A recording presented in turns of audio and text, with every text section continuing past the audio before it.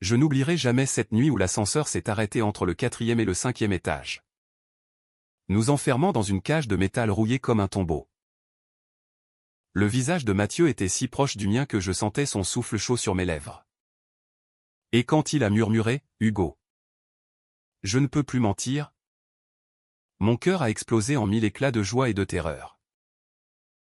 Mais ce que j'ignorais encore, c'est que cette confession, ce baiser volé dans l'obscurité, allait tout détruire, nos vies, nos familles, nos illusions. Tout a commencé un soir d'automne pluvieux à Paris.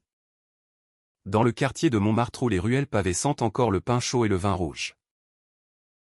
J'habitais un vieil immeuble haussmannien rue Le Pic.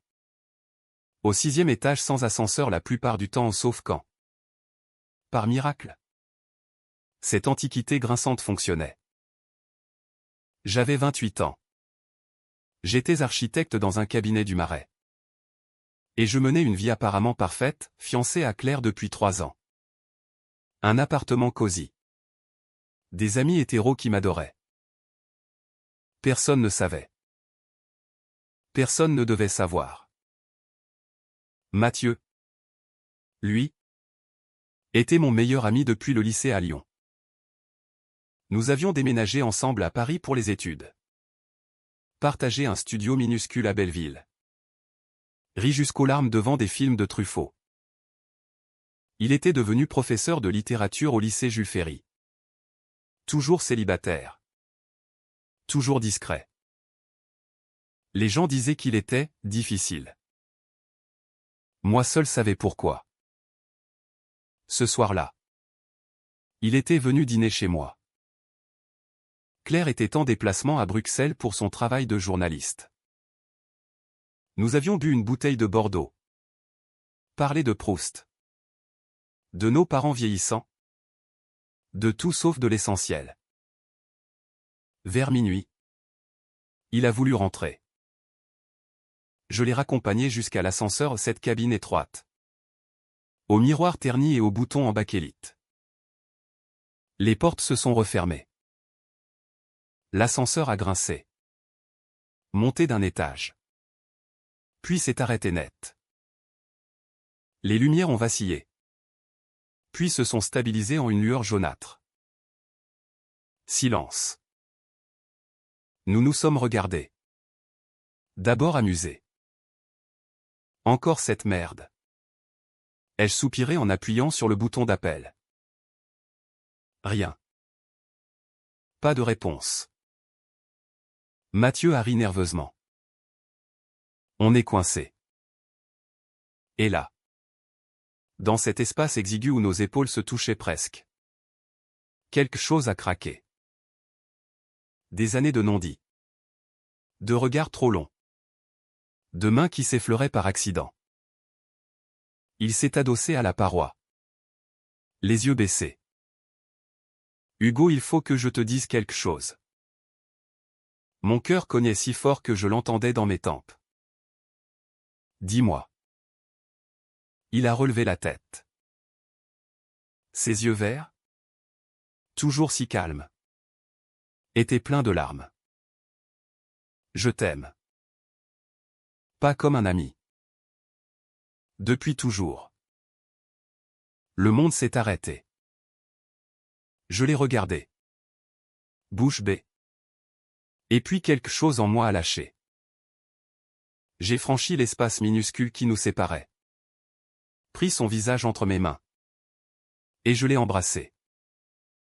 Un baiser désespéré. Salé de larmes. Qui contenait 10 ans de silence. Il a répondu avec la même violence contenue. Ses doigts agrippant mon col comme s'il avait peur que je disparaisse. Quand nous nous sommes séparés. Haletant. Il a murmuré, et toi? Je n'ai pas pu répondre tout de suite. La honte? La peur. L'euphorie se bousculait. Moi aussi. Mais Claire. Son visage s'est fermé. Tu vas l'épouser dans 6 mois. Je n'ai rien trouvé à dire. Nous sommes restés là. enlacés dans l'ascenseur immobile. Pendant ce qui nous a paru des heures. Finalement, la cabine a redémarré dans un sursaut. Les portes s'ouvrant sur le rez-de-chaussée. Il est sorti sans se retourner. Je suis resté figé. Les lèvres encore brûlantes. Le lendemain, il n'a répondu à aucun de mes messages. J'ai compris qu'il fuyait ou qu'il me protégeait. 2 semaines plus tard, Claire est revenue. Tout semblait normal. Sauf que je ne dormais plus. Je voyais Mathieu partout, dans le reflet des vitrines. Dans le parfum de certains cafés. J'ai fini par aller frapper à sa porte. Un soir de novembre où la pluie fouettait les toits. Il a ouvert. Pâle.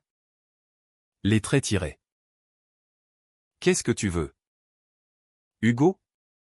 Te parler. Il m'a laissé entrer à contre-cœur. Son appartement était en désordre. Livres empilés. Bouteilles de vin vides. Il s'est assis loin de moi. On ne peut pas. Hugo. Tu as Claire. Tu as une vie. Et toi? Tu vas faire semblant toute ta vie? Il a ri amèrement. Je le fais depuis toujours. Nous avons parlé jusqu'à l'aube. Il m'a raconté ses tentatives ratées avec des hommes sur des applications. Toujours arrêté par la peur du scandale. Ses parents catholiques traditionnalistes à Lyon qui ne supporteraient pas. Ma propre famille. Bourgeoise. Qui voyait en Claire la belle-fille idéale. À la fin. Il a dit, oublie-moi. Marie-toi. Sois heureux. Mais je ne pouvais pas. Chaque nuit. Je revivais ce baiser dans l'ascenseur. Je commençais à détester Claire quand elle me touchait la main. Je me détestais encore plus. Les mois ont passé dans une tension insupportable. Noël est arrivé. Avec ses lumières sur les Champs-Élysées et ses dîners de famille où l'on trinque à mon futur mariage. Mathieu avait accepté un poste temporaire à Lille pour prendre de la distance. Nous ne nous parlions plus qu'en messages laconiques. Un soir de janvier. Je suis allé seul au cinéma voir un vieux film de Chabrol au reflet Médicis. À la sortie, sous la neige fine, je l'ai vu. Il était revenu sans prévenir. Il portait un manteau noir. Les cheveux plus courts. L'air plus dur. Tu es là. Ai-je soufflé? Il a hoché la tête. Congé maladie. Dépression. Paraît-il. Nous sommes allés boire un verre dans un bar discret du quartier latin. L'alcool a délié nos langues. Il m'a avoué qu'il avait rencontré quelqu'un à Lille, un collègue marié. Bien sûr. Ça n'avait duré que quelques semaines. Terminé en catastrophe quand l'homme avait paniqué. Je suis maudit. A-t-il dit en fixant son verre. Je lui ai pris la main sous la table. Non. On est maudits ensemble. Cette nuit-là. Nous avons marché longtemps le long de la Seine gelée. Sous le Pont-Neuf. Je l'ai embrassé à nouveau. Cette fois. Il n'a pas résisté. Nous sommes rentrés chez lui. Nous n'avons pas franchi la dernière limite, trop de peur. Trop de culpabilité, mais nous nous sommes endormis enlacés. Pour la première fois. Au matin. La réalité nous a rattrapés.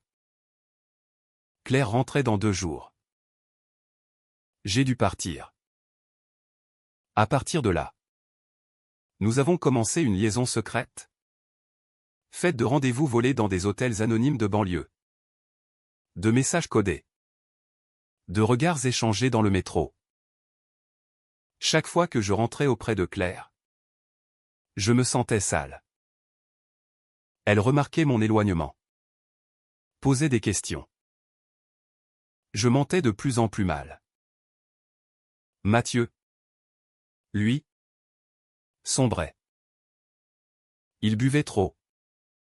Arrivait en retard en cours. Un jour, il m'a appelé en pleurs, son père avait trouvé des messages sur son téléphone pas les nôtres. Mais ceux d'un autre homme passé. Scandale familial. Son père l'avait traité de « honte », menacé de le déshériter. Je n'en peux plus. Hugo. Soit tu choisis. Soit j'arrête tout. Je lui ai promis de parler à Claire. Mais je reculais sans cesse. Le printemps est arrivé. Les préparatifs du mariage avançaient, essayage du costume. Liste d'invités. Location de la salle en Provence. Ma mère rayonnait. Mon père me serrait la main en disant « Tu fais le bon choix. Fiston. » Un soir de mai.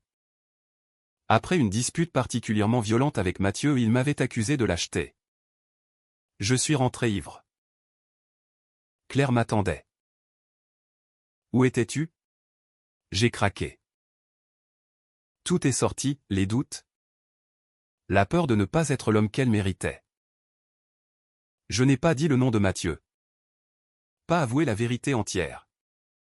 Mais j'ai annulé le mariage. Elle a pleuré. Crié. Puis est partie chez une amie. Le lendemain. J'ai appelé Mathieu. C'est fini avec Claire. Je suis libre. Silence au bout du fil. Puis, trop tard. Il avait rencontré quelqu'un d'autre. Un étudiant de 22 ans. Ouvertement gay. Qui n'avait pas peur. Ils vivaient ensemble depuis une semaine. J'ai raccroché. Anéanti. L'été a été un enfer. Paris vidé de ses habitants. Moi errant comme un fantôme. J'ai quitté l'appartement que je partageais avec Claire. Pris un studio minuscule à Bastille. Je buvais seul sur les quais. Regardais les touristes heureux. Me haïssais. Mathieu et son nouveau compagnon. Antoine. Affichaient leur bonheur sur les réseaux photos au bord de la Marne. Mains enlacées. Je les voyais partout. Un jour, je les ai croisés par hasard place des Vosges. Mathieu m'a salué poliment. Comme un ancien camarade. Antoine m'a serré la main avec un sourire innocent. Cette nuit-là, j'ai écrit une lettre de 10 pages que je n'ai jamais envoyée. Je lui disais ma jalousie. Ma douleur. Mon amour intact. En septembre, Claire m'a contacté. Elle voulait récupérer ses affaires restantes. Nous nous sommes vus dans un café. Elle avait maigri. Mais ses yeux étaient clairs. Je sais. Hugo. Mon sang s'est glacé. Tu sais quoi? Pour Mathieu. Une amie commune m'a tout raconté. Je n'ai rien pu dire. Elle a continué doucement, je ne te déteste pas. Je suis triste pour nous. Mais je comprends. Tu aurais dû me le dire plus tôt. Elle est partie sans colère. J'aurais préféré des cris. Quelques jours plus tard. Coup de théâtre, Mathieu m'a appelé en pleine nuit. Voix brisée. Antoine m'a quitté. Il a trouvé mes messages pour toi. Ceux que je n'ai jamais envoyés. Ironie cruelle. Nous nous sommes retrouvés dans le même bar du quartier latin. Il était défait. Les yeux rougis. Je n'ai jamais cessé de t'aimer. A-t-il avoué. Antoine était un pansement. Nous sommes rentrés chez moi. Cette fois. Nous avons franchi toutes les limites doucement. Presque religieusement. C'était la première fois pour nous deux avec un homme. Un mélange de tendresse et de désespoir. Pendant quelques semaines, nous avons vécu une lune de miel clandestine. Promenade nocturne à Montmartre. Dîner aux chandelles dans mon studio. Projet d'avenir murmuré dans l'obscurité. Mais la réalité nous a rattrapés violemment. Le père de Mathieu, apprenant la rupture avec Antoine et soupçonnant la vérité, a fait une crise cardiaque. À l'hôpital, il a exigé que son fils se reprenne et cesse ses sottises. Mathieu est rentré à Lyon au chevet de son père.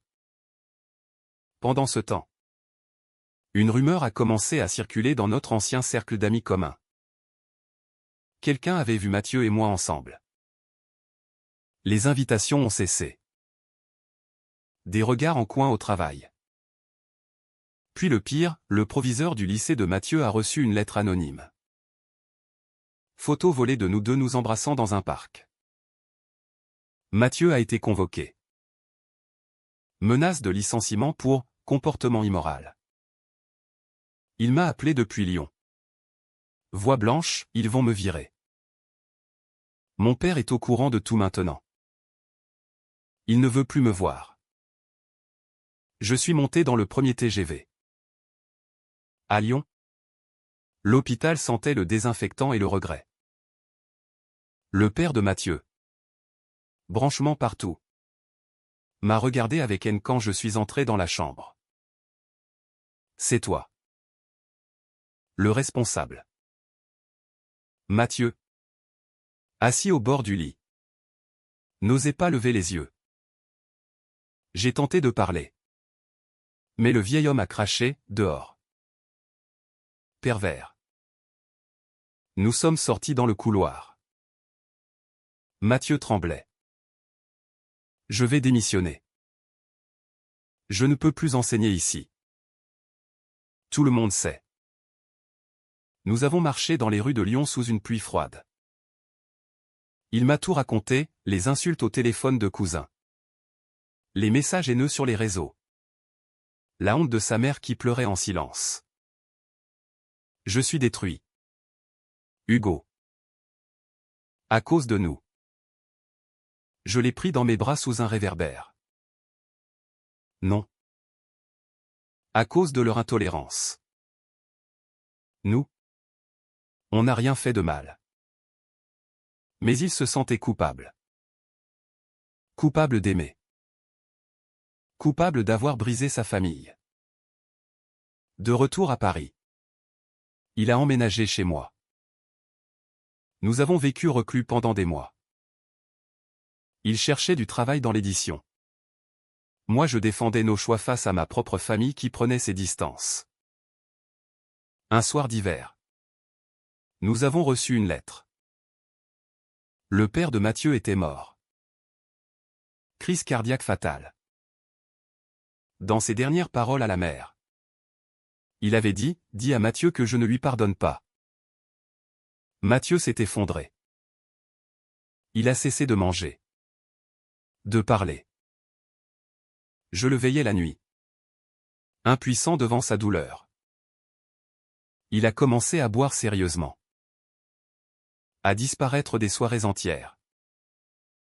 Un matin. Je l'ai trouvé inconscient sur le carrelage de la salle de bain. Flacon de somnifère vide. Urgence. Lavage d'estomac. Il a survécu. À son réveil. Il m'a regardé avec des yeux vides. Je te fais du mal. Hugo. Je détruis tout ce que je touche. J'ai pleuré. Reste. On va s'en sortir ensemble. Mais il a demandé à partir. À quitter Paris. À prendre du recul. Je l'ai accompagné à la gare de Lyon. Il partait pour Lisbonne. Chez un cousin éloigné qui acceptait de l'héberger. Sur le quai. Sous la verrière immense. Nous nous sommes embrassés une dernière fois. Longuement. Sans honte. Je t'aimerai toujours, a-t-il murmuré. Le train est parti. Je suis resté là. Seul. Jusqu'à ce que les lumières s'éteignent. Les années ont passé. J'ai continué à vivre à Paris. Mais plus jamais le même. J'ai changé de cabinet. Pris des missions à l'étranger. Je n'ai plus jamais eu de relation sérieuse. L'amour semblait impossible après lui. Un soir de décembre, 5 ans plus tard. J'étais au Sacré-Cœur pour la messe de minuit par nostalgie plus que parfois. La neige tombait doucement sur Paris. En descendant les marches. Je l'ai vu. Mathieu. Plus âgé. Cheveux grisonnants aux tempes. Mais toujours ce regard vert. Il m'a souri timidement. Nous nous sommes assis sur un banc face à la ville illuminée. Il vivait à Lisbonne maintenant. Travaillait comme traducteur. Il avait suivi une thérapie longue. Il avait pardonné à son père mort. Il avait appris à vivre avec lui-même. Et toi, a-t-il demandé. Je survis. Silence. Puis il a pris ma main. Froide contre froide. Je n'ai jamais aimé quelqu'un d'autre. Moi non plus. Nous n'avons pas parlé de revenir ensemble. Trop de cicatrices. Mais nous avons passé la nuit à marcher dans Paris. Comme autrefois. Nous avons bu un chocolat chaud place du Tertre. Nous avons ri en nous rappelant l'ascenseur maudit. Au matin. Il a repris son train pour Lisbonne. Nous nous sommes embrassés sur le quai. Doucement. Sans larmes cette fois. On s'écrira. A-t-il dit. Nous l'avons fait. Des lettres longues. Puis des appels. Lentement. La distance s'est réduite. L'année suivante. J'ai pris un poste à Lisbonne. Nous avons loué un petit appartement face à l'océan. Nous ne sommes pas un couple flamboyant. Nous ne tenons pas la main dans la rue partout.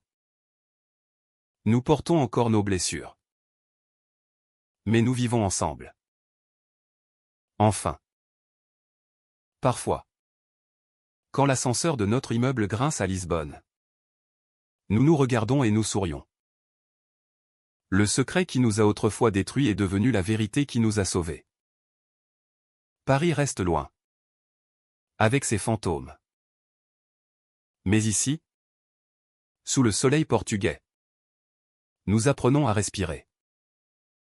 Et quand je regarde Mathieu dormir à côté de moi, je sais que l'amour, même brisé, même maudit, peut renaître.